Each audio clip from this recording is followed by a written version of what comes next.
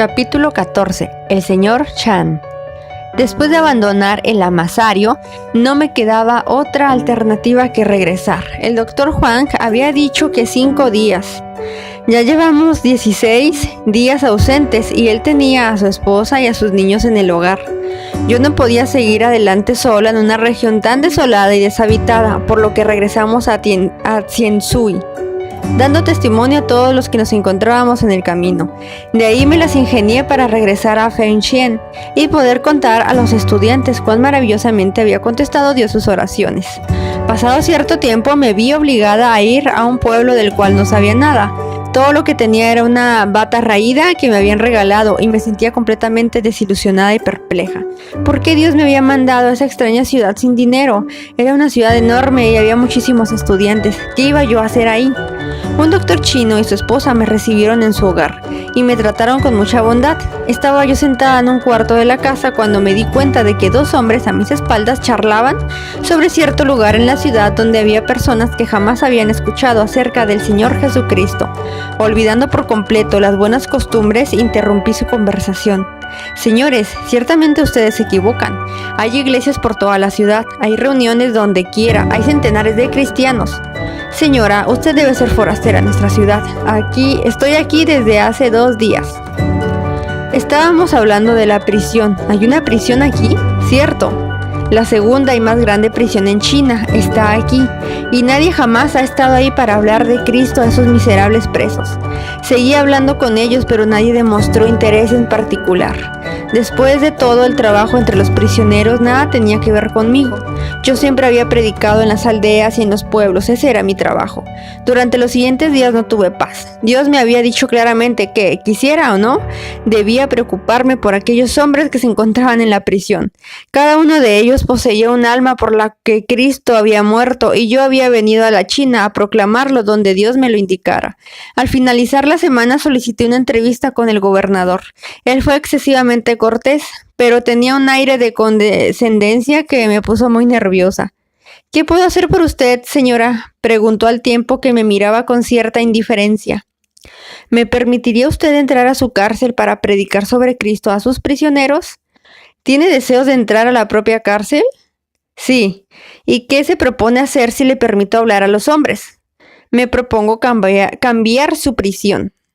Señora, yo he sido gobernador durante 5 años y no he podido lograr un cambio. Pero yo tengo a Jesucristo, Él sí puede alterarla. Conseguí un pase y fui escoltada hasta el gran patio de la prisión. Una fila tras otra de hombres sucios, horribles, caricrueles y desganados aparecieron en formación, con guardias al extremo de cada fila. Todos gritaban, reían y se burlaban. Yo era tan bajita que tuvieron que improvisar una especie de plataforma donde pararme. Les hablé, les conté historias y luego se marcharon. Día tras día, mientras permanecía de pie sobre aquellas improvisadas plataformas, mi corazón latía con vehemencia. Pero conociendo la terrible y desesperante necesidad de estos hombres, me sentía impulsada a seguir adelante. A menudo, en horas de la noche, cuando debía estar durmiendo, me hallaba fuera en alguna colina con un cristiano leproso, caminando y orando. Jamás me hubiera atrevido a negarle mi ayuda por ser inmundo de cuerpo, ya que era limpio de corazón. Además de ir a la prisión, también visitaba el leprosario. Y creo que fueron las oraciones de los cristianos leprosos las que me fortalecieron durante esas primeras semanas tan terribles en la cárcel. Por fin, un prisionero se convirtió, luego otro, hasta que logré que 5 se pararan junto a mí y testificaran del cambio que Dios había obrado en sus vidas. Esto fue maravilloso, pero la prisión ciertamente no fue alterada, pues había miles aún que se burlaban de la palabra de Dios. Un día había terminado de hablar y salía de la cárcel sintiéndome deprimida, cansada y deseosa de alejarme de la terrible hediondez de aquel lugar. Cuando se abrió la puerta y metieron a 4 hombres, estaban encadenados unos a otros y fueron arrojados violentamente sobre el suelo por sus guardias que permanecían parados junto a ellos con sus armas. Mi primer pensamiento fue: sal de aquí tan pronto como puedas.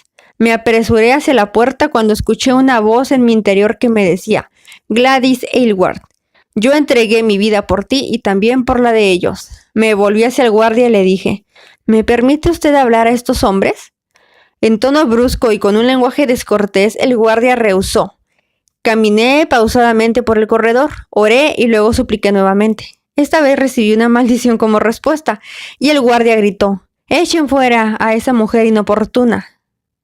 Un guardia me obligó a salir. Pocos días después supe que aquellos 4 hombres eran asesinos. A 3 ya los habían matado. Solo uno, el señor Chan, estaba todavía con vida. El señor Chan era joven, bien parecido y arrogante, pero había algo en él que me hacía pensar que era completamente malvado. Me miraba de una forma horriblemente ofensiva y me decía cosas que no se pueden repetir. Sentí una aversión intensa hacia él, pero oraba por él y suplicaba a otros amigos que oraran también.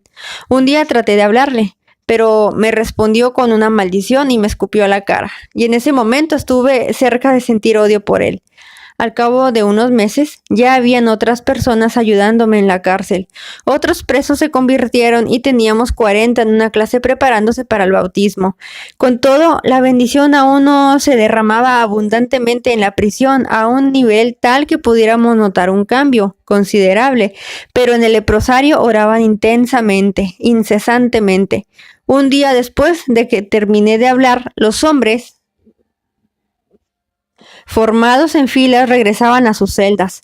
Siempre tenían que marchar trotando y nadie podía hablar mientras marchaban. Permanecí de pie para verlos desfilar y al verlos me dolía el corazón. Ahora ya los conocía casi a todos. Sabía por qué estaban en ese lugar y aunque no me permitían hablar, les sonreía y movía la cabeza. En el extremo de la fila vi al hombre por quien sentía tanta aversión, el señor Chan, el preso que parecía más inconmovible y duro que los propios muros de la cárcel. Una voz muy clara me dijo: «Háblale a ese hombre». «No», repliqué, «él me odia, hasta me escupió». Además, la ley de las prisiones estatales afirma que yo no debo hablar a nadie mientras la fila está en marcha. No importa, tú tienes que hablarle. ¿Qué podía hacer? Un sudor frío me invadió. El hombre se encontraba prácticamente frente a mí. Estaba tan nerviosa que me incliné hacia adelante y dejé que mi mano cayera sobre su hombro, mientras pregunté: «Oh, señor Chan, ¿no se siente usted miserable?» «Qué estúpidas observaciones», pensé inmediatamente. Con una horrible maldición me retiró la mano. «¿Y qué le importa a usted si yo soy miserable?» «Porque yo soy muy feliz», le dije. «Por supuesto que lo es. ¿Acaso la puerta no se abre para usted cuando quiere salir?» «Oh, esa no es la razón. Soy feliz porque Cristo murió por mí». El señor Chan siguió hacia adelante y yo me quedé pensando en que había hecho algo terrible. Una de las leyes no escritas más importantes de la China es que una mujer no debe tocar a un hombre en público. Abandoné la prisión deprimida y avergonzada. Me había contaminado delante de aquellos hombres al tocar a ese señor Chan.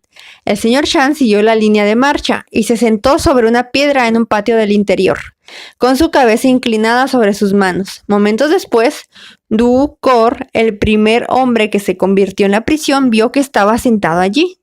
«¿Te sientes enfermo?», le preguntó mirándole fijamente y con asombro. «¿Viste lo que ella me hizo?» «¿Qué? ¿Me tocó?» «No, eso es mentira». «No es mentira. Ella puso su mano sobre mi hombro». «No puedo creerlo». Otro prisionero que había estado escuchando se les acercó. «Lo que él dice es verdad. Ella sí lo tocó». «Ella me tocó como si me amara», exclamó jadeando el señor Chan. «Quizá ella te ama», replicó Duocor. «¿Qué? ¿Una mujer pura como ella amarme a mí? ¿Un asesino que la maldijo y la escupió?» «Sí, yo creo que ella sí podría amarte porque ella cree que Dios te ama, no importa lo que hayas hecho». El señor Chan se convirtió, no porque escuchara un gran sermón, sino porque unos años atrás en Londres, Dios había llamado a una muchacha y le había pedido que le entregara sus manos, sus pies y todo su cuerpo para su servicio. Y ese día Dios había tocado al señor Chan a través de aquel pobre instrumento humano. La conversión del señor Chan inició el verdadero avivamiento en aquella prisión. Los hombres pasaban largas horas escuchando la palabra de Dios. Dedicaban mucho tiempo a la oración y durante 3 días consecutivos estuvimos bautizando. Los testimonios, especialmente el del señor Chan, se imprimieron en la prensa de la cárcel y no pasó mucho sin que me llegaran invitaciones de otras cárceles para ir a hacer lo mismo, el mismo trabajo que había hecho aquí. El propio gobernador, convencido por el cambio producido incluso en los criminales más empedernidos, se convirtió y proclamó de una forma inusitada que lo que él no logró hacer en 5 años, el glorioso poder del Evangelio de salvación lo había realizado en 1 año.